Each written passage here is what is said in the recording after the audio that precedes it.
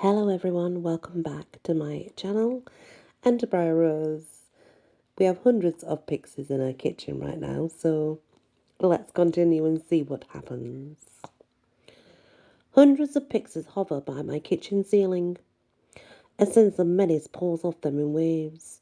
Other things do as well. Their hummingbird-style wings drive a gentle breeze through the kitchen. Too bad it smells of bubblegum and dumpster juice. The scent makes my inner wolf go absolutely nuts. Bite, bite, bite, she cries in my soul. Me want bite. For the record, it's never a good sign when your inner wolf starts talking like a cookie monster. I stand beside the colonel now. Do you still need power? A little boost would be welcome. The colonel gets super polite at the oddest times. That's still fine with you? Instead of replying, I grasp his right palm. The moment our hands touch, the fairy energy inside my soul goes berserk. In my mind, I picture the quicksilver strands as they spin and flow about each other in elaborate whirls. It reminds me of the ball of yarn, only alive and glowing. Thanks, sugar. With those words, a spool of power unwinds inside me, and each thread becomes untangled. It disappears. No question where the power is going, either. A moment ago, only a thin layer of fairy dust surrounded the colonel's left hand.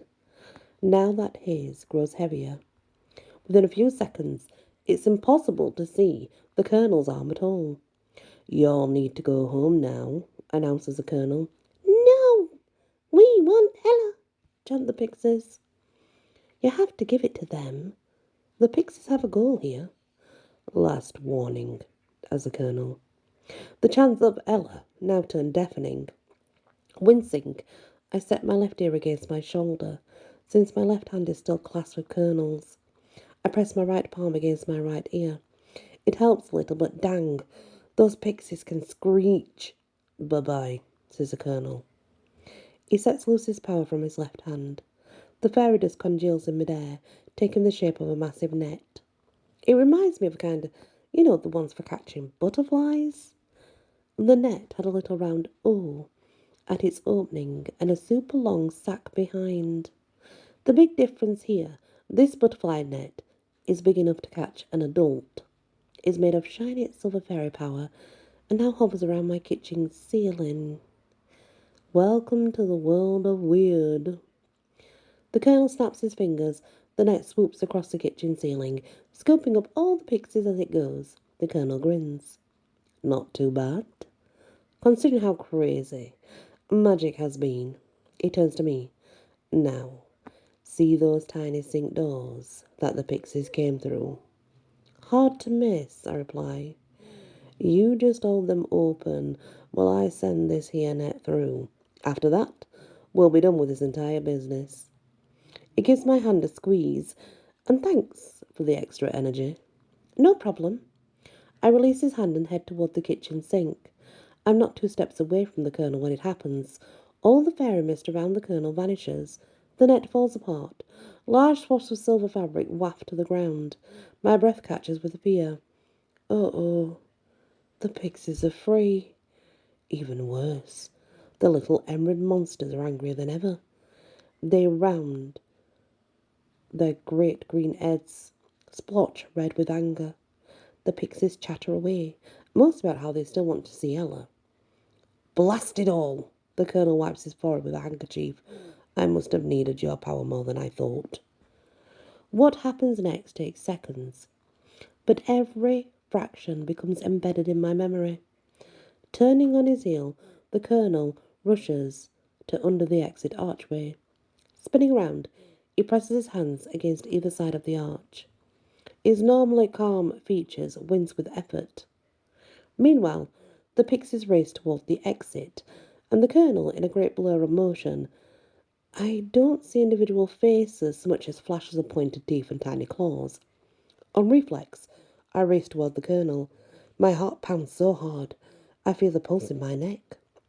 Hundreds of pixies slam into both Colonel Mallory and the barrier that's keeping the little green buggers in the kitchen.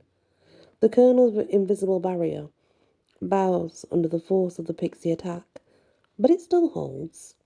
After that, The pixies go after Colonel Mallory instead.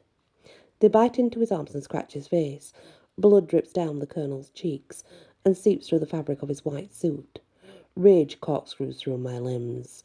Colonel Mallory saved me. How dare they attack him? On reflex, I call upon my inner shift of power. Threads of golden light pulse through my soul, and a haze of magic surrounds me. After that, my wolf bursts out of my skin. The motion is instant and painless. Before I know it, I'm all white fur and red fury. All conscious thought leaves my head, save for one idea. Stop the pixies. Leaping forward, I bite into pixie after pixie, flinging them off the Colonel. At the same time, my claws skewer even more of the little creatures and toss them away. In the process, I slam into cabinets and tear through the floor. Dishes crash from their shelves. Glasses shatter everywhere. I'm having the time of my life. In response to my attack, the pixies come up with a new plan. They go for me instead. Crap. A heartbeat later, my fur is covered in tiny green pixies as they chomp into my skin, poke at my eyes, and generally hurt me all over. This isn't working. In my mind, I picture the Colonel's last spell. The magic net worked perfectly until it fell apart. Now, great sheets of enchanted fabric line the kitchen floor. That just might be something I can work with. Sure, I have no idea to start up a fairy spell from scratch, and that's what school is for. But this particular spell has already been started. All I need to do is finish it up. Plus, it's magic that was partly formed from my own energy. I could fix it. Absolutely. Possibly. Actually, I have no idea what my powers can do, but I'm getting chomped by hundreds of little pixies, and those green monsters want to go after my best friend. I'm giving this all I've got. In my heart, I call out to the strands of magic, reform the spell, send the pixies back to fairylands. Nothing happens, except that I keep scraping off pixies from my fur, only to have them reattach a second later. Dang, these things are persistent. Time to try another tactic. I call out to the magic inside me once more. We have to do this, for Ella. The pixies want to hurt her. For whatever reason, using Ella's name when calling up my fairy of magic gets a big response and fast. Instantly, a thick cloud of silver fairy dust appears around my fur. The pixies that were biting into me, they all cough and splutter under the new haze. After that, the little green creeps fall to the floor, gasping for breath. Once my fur is cleared off, the silver haze leaves my body, turning into a compact orb of fey power. That fairy energy speeds over to the broken sheets of netting that lie in a neat pile on the kitchen floor. The ball of magic slams into broken sheets, sending a great poof of silver cloud rising up from the kitchen floor. A second later, all the useless scraps reweave together, forming the mother of all butterfly nets. Perfect. Calling to my soul, I give another order to the fairy magic. Round them up, send them back. The magic net now moves with lightning speed, scooping up pixies as it goes.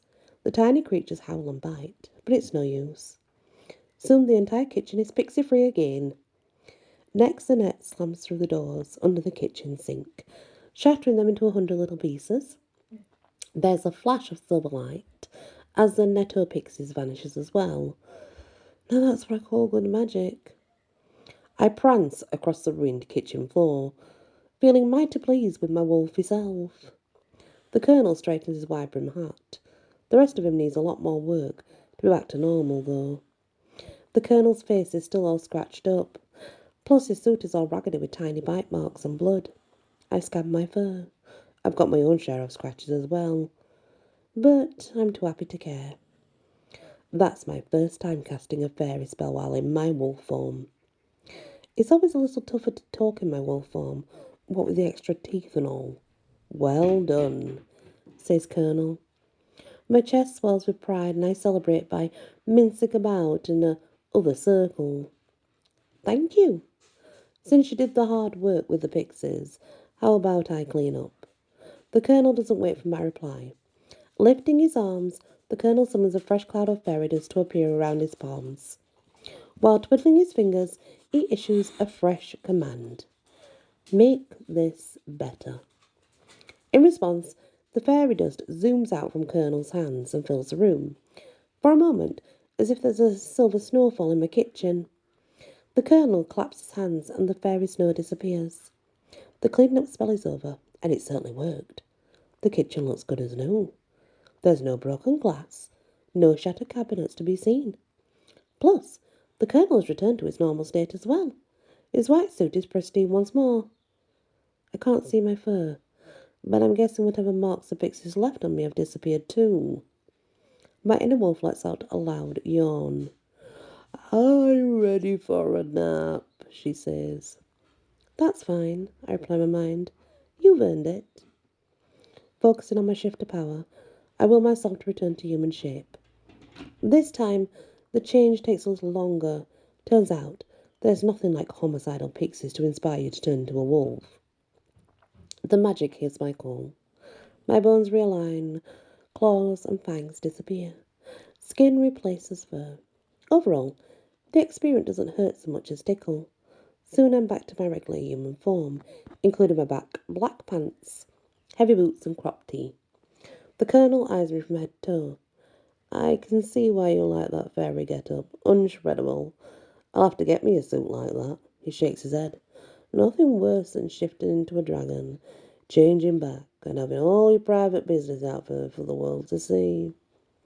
Yes, that's exactly how I felt. Most shifters are super comfortable with nudity. I'm glad that the Colonel and I are both firm members of camp clothing.